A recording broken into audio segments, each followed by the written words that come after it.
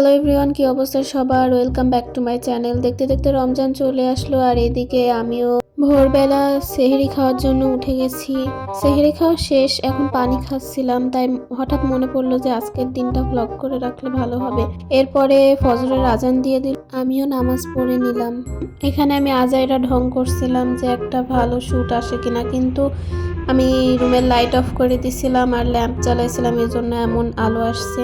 এরপরে বাইরে গেছিলাম, আবহাওয়া কেমন দেখতে, অনেকদিন পর বাইরে এরকম সকালবেলা বের হচ্ছি, তো বাইরের আবহাওয়া খুবই ভালো লাগছিল। আমি ভাবছিলাম যে একটু রোদ উঠবে বা এরকম, কিন্তু তেমন কিছুই ছিল না, একটু ঠান্ডা ঠান্ডাই লাগছিল। পরে এই জন্য আবার ভেতরে চলে গেছিলাম। তো প্রথমে সামনের দিকে একটু ভিডিও নিলাম, নেওয়ার পরে মনে হলো ভালো ভিডিও আসছে না, তো গ্রিলের বাইরে ফোনটা নিয়ে ভিডিও করছি। তখন ভাবছিলাম ছাদে যাব, কিন্তু ছাদে আর যাওয়া হয়নি।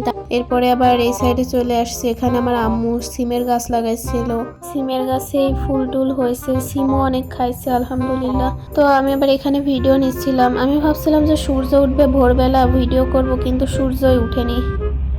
এরপরে ভাবলাম একটু পড়াশোনা করার দরকার, অনেকদিন পড়াশোনা করা হয় না, যেহেতু সকাল সকাল পড়াশোনার সুযোগ আছে এখন, তো পড়াশোনা করব। কিন্তু আবার ভাবলাম যদি ঘুম আসে, এজন্য আবার রুমের লাইট বন্ধ করে দিয়ে ছোট টেবিলটার উপরে পড়ছিলাম, আর এই জন্য ল্যাম্প জ্বালাইছিলাম। মানে পড়তে না বসিয়ে আমি ঘুমের চিন্তা করি, এজন্য আমার পড়া হয় না। তো একটু পড়ছিলাম, পড়তে পড়তে দেখি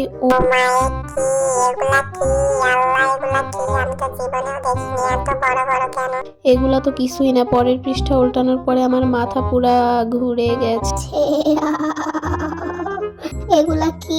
রসগোল্লা পাবো তো পুরা এরকম পরীক্ষায়। রসগোল্লা কি বলছি, ডিম, আন্ডা পাবো এগুলার জন্য। কি এগুলা এক একটাই, এগুলা কি বায়োলজি নাকি কেমিস্ট্রি কিছুই বুঝতে পারছিলাম না। পরে 1 ঘন্টা মতো পড়ার পরে একটু বাইরে আসি, দেখি যে এবার সূর্য উঠে গেছে। কিন্তু আমি যেমন ছবি চাচ্ছিলাম বা যেমন ভিডিও চাচ্ছিলাম যে একদম ভোরবেলা, তেমন হয়নি, কিন্তু তবুও তো হয়েছে, সূর্য উঠছে। আমি তো ভাবছিলাম সূর্য উঠবে না, এত ঠান্ডা পড়ছিল, কিন্তু সূর্য না উঠেও কোনো চান্স নাই, যেহেতু গরম পড়ে গেছে অনেকটাই। তো তারপরে সকালবেলা খুবই কম মানুষ ছিল রাস্তায়। এদিকে তাকায় দেখি এই বড়ই গাছটা এত বড়ই হয়েছে, আমার তো খাইতে ইচ্ছা করছিল, কিন্তু কিভাবে খাবো, একদম পানির মধ্যে গাছটা। আবার ভাববে না যে আমি তো রোজা আছি, তাহলে কেন খাইতে চাচ্ছি? আসলে আমি ইফতারের জন্য ভাবছিলাম। পরে আমি কি করব, একবার এদিকে তাকাচ্ছি, একবার ওইদিকে তাকাচ্ছি, একবার এদিকে তাকাচ্ছি, একবার ওইদিকে তাকাচ্ছি, ভাবছি বড়ই পারা যায় কিনা, কিন্তু পানির মধ্যে কিভাবে পারবো, তাই আর পারা সম্ভব হয়নি। পরে আকাশের দিকে তাকায় দেখি একটা পাখি বসে আছে তারের উপরে। তো পাখিটাকে জুম করার চেষ্টা করছিলাম, কিন্তু আমার গাড়িবস ফোনে এর থেকে বেশি জুম আর হইতেছিল না। এরপরে ওই সাইডে দেখে আরো একটা পাখি বসেছিল। আসলে এখানে 2টা পাখি বসেছিল, কিন্তু আমি ভিডিও করতে করতে একটু দেরি হয়ে যাওয়া আরেকটা উড়ে গেছে, মনে হয় রাগ করছে। কি আর করার, পাখি রাগ করিস না। নেক্সট টাইম তোকে ভিডিওতে নিব, খালি ভিডিওতে একটা লাইক আর চ্যানেলে সাবস্ক্রাইব করে পাশে থাকিস। তারপরে এই সাইড থেকে ভিডিও নিচ্ছিলাম, ভালোই লাগছিল সকালবেলা, বেশ আবহাওয়া ঠান্ডা ছিল তো, আর রোদটা অনেক ভালো লাগছিল। এরপরে আর ব্লগ করা হয়নি, একেবারে সরাসরি ইফতার দেখাচ্ছি। আমি জানি এটা রামাদান ব্লগ, মানে day in my life blog হয়নি, কিন্তু রামাদান ব্লগ হয়েছে, কারণ রামাদানে আমরা সেহরি আর ইফতারি করি। মাঝখানে আমি ঘুমাইছিলাম, আর বাকি সময় আমার প্রাইভেট কোচিংয়ে যাওয়া লাগছে।